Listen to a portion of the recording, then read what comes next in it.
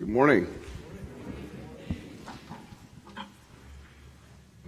Part of the nice thing about, we had a change in our lectionary. You might not know, we've moved to the Reformed lectionary, but we get some of the stories in the Bible that were skipped in the older lectionary. And so today we have the Paul and Silas story, which is very dramatic and interesting to me. And I want to kind of unpack it a little bit for you in light of everything that's happened this last week and all of our current realities. But I want to start with some theology before I get into that. There are a couple of terms when we talk about evil in theology or in philosophy about how we understand it. So there's two words. One is natural evil and then moral evil. Natural evil is something that you would know that happens in nature by virtue of the natural world. So something like a tornado or an earthquake. In other words, there isn't somebody choosing to do something. There isn't a reality. It's just something that happens. For instance, if you build a home in Kansas, there are tornadoes here, right? And so we would categorize this as something that's a natural evil. It's not something we control. It's not something we necessarily can change, but we can adapt to the reality that it's there. Now I say this because my dad was a zoning administrator for Butler County for part of his career. So what that means is he would tell you what you could build, where you could build it. Not him, but enforce those rules. And so one of his jobs was to make sure when people would build something, you go get a building permit because they do stuff like look at floodplains and things like that. And I can't tell you how many times he'd come home so frustrated because people would come, they'd want to build a house in a floodplain, and he's like, you can't do that, it's not allowed. They'd argue all this stuff, and one time they let him go ahead and do it. Guess what happened? There was a flood, and they lost their home, and then they came and they blamed my dad, even though he said you couldn't do it. So this is part of the reality of the world. Moral evil, on the other hand, has to do with human behavior and choice. So it's things like murder, war, rape, different things like that, where there's interaction or something that happens that someone has chosen to do a particular thing. I want you just to listen as we think about the story again of Paul and Silas. The beginning part of the story is this kind of interesting interaction between Paul and the slave girl who has a divination and is a fortune teller and is making other people money, right? Now, there's all kinds of moral evil in that story. The fact that she's a slave, the fact that others are making money off of her. And the question I have for you, did you catch that where it's like Paul is annoyed? Now, here's the question. Is Paul annoyed because the divination keeps proclaiming that they are followers of Jesus and salvation? Or is Paul annoyed because she's enslaved and people are using her for money? I don't know the answer to that. It's just an interesting question to ask yourself. We have in that moment Paul doing something in which she's freed, right? The slave is freed from this being captured. Then we have another moral evil in which what happens with the people who are making money, right, decided to go after Paul and Silas and then made things up about them, and then they're beaten and jailed, not lightly beaten, not like kind of just tapped, but with rods, and jailed and shackled. We don't really know what that is because we don't use those things in our culture. They're shackled and sort of defeated. But what are Paul and Silas's response? They're singing hymns. Hey, praise band. No excuses. So they're singing hymns, and what happens? But we have a natural event, right? We have a natural evil. Earthquake happens, and in the midst of that, the slaves and everybody else and anybody else that's in the prison is freed. The jailer comes, and sometimes we don't understand, but the jailer would have been under lots of rules and understandings, and would have been, even if it was unjust, would have had lots of expectations, and so the jailer is despondent, right, to the point of he's going to take his own life. And then what do Paul and Silas say? They say, we are here. And we quickly move into a story of conversion and baptism. There's utter despair at everything that's just happened. And Paul and Silas say, we are here. And then we move to baptism and renewal, and not just the jailer's baptism, but the household's baptism. So that would be a lot of people, not a suburban 2.2 kids and a dog. We're talking 40, 50 people potentially in a household. All of that is an important part of the drama, right, of the Acts of the New Testament. There's interactions throughout the Gospels, throughout this, where the moral evils of the world are overcome with this new message of love from Jesus Christ. And even in the midst of the challenges of the world that are natural evils, there is hope that comes from that. And I think that's kind of an important thing to remember. And we have these really tragic, difficult, almost impossible things happening in our society. And we have to learn to understand it and to think and to know.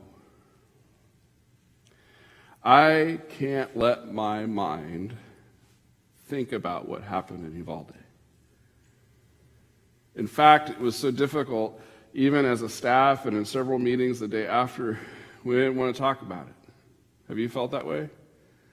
I don't want to watch the news. I don't want to hear the stories. Because school is a daily part of our life. We go to school every day during the school year. We've walked through the entrances. We've seen all that. In fact, our two kids have been in school for so long, we know what changed after Sandy Hook.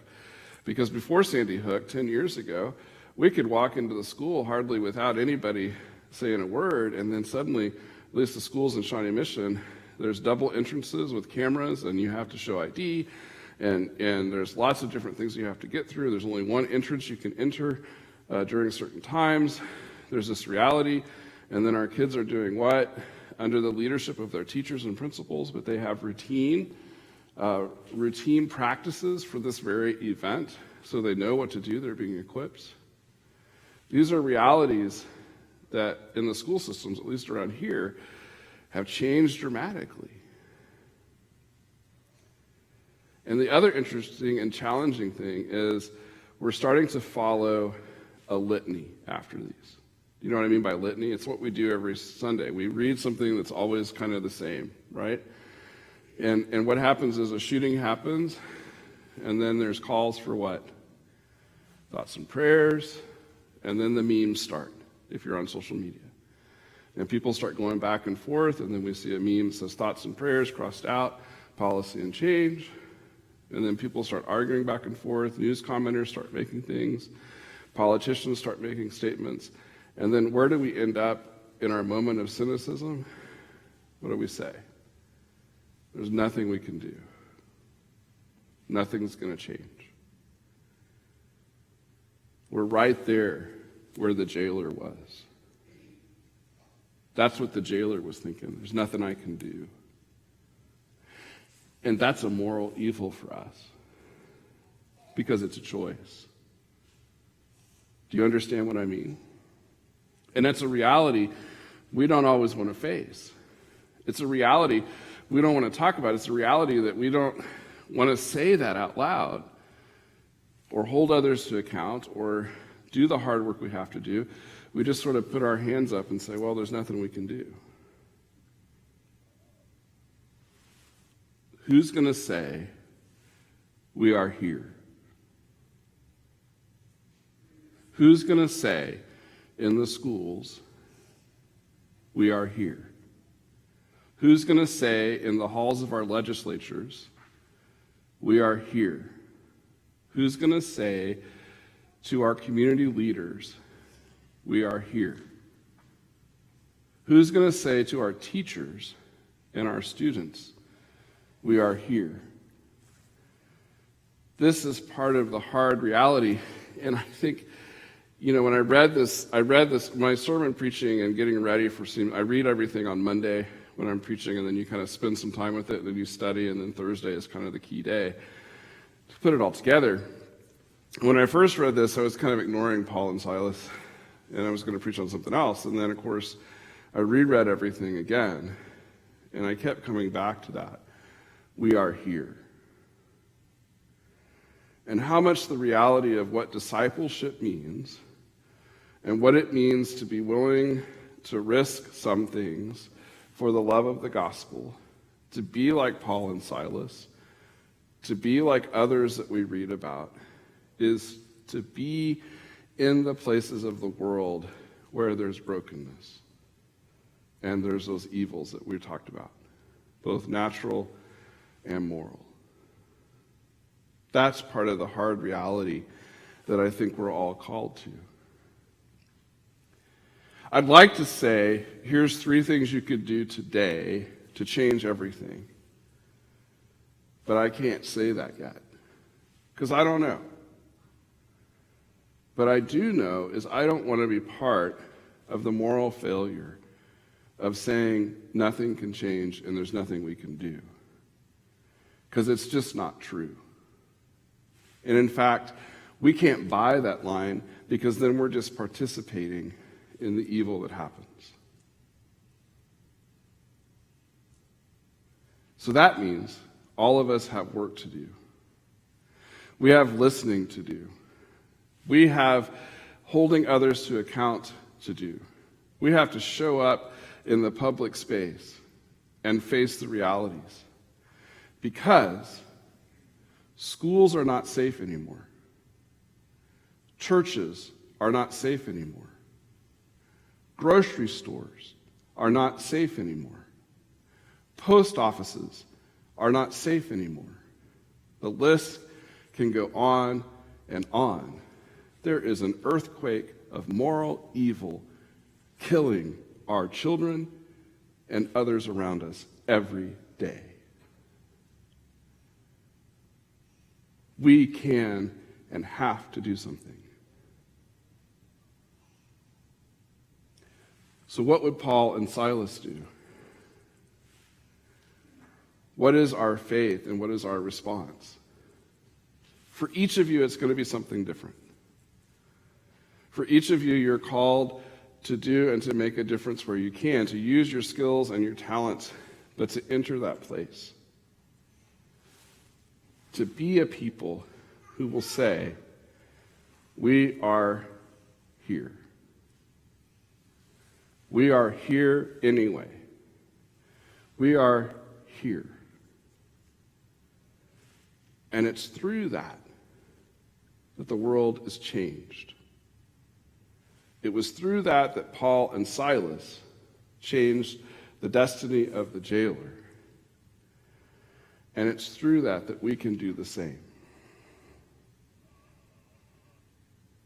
I can't help but think of Dietrich Bonhoeffer, a Lutheran pastor and teacher in the midst of World War II, trying to figure out how to deal with the Nazis. And I'm not calling anybody a Nazi, by the way. Do not take that away from here. That's not what I'm saying. But there was a moral moment when Dietrich had to do something. And he couldn't sit back in his pacifist understanding of the gospel. If you're interested, read his book, The Cost of Discipleship. If you want to hear what he had to say from a jail, from a place of imprisonment, like Paul and Silas. But he said, we are here. And he did what he could do to bring light and love and a different way to the world. Do we want the way of evil and violence to be the voice, or the way of love and transformation? So how will you say, we are here? Amen.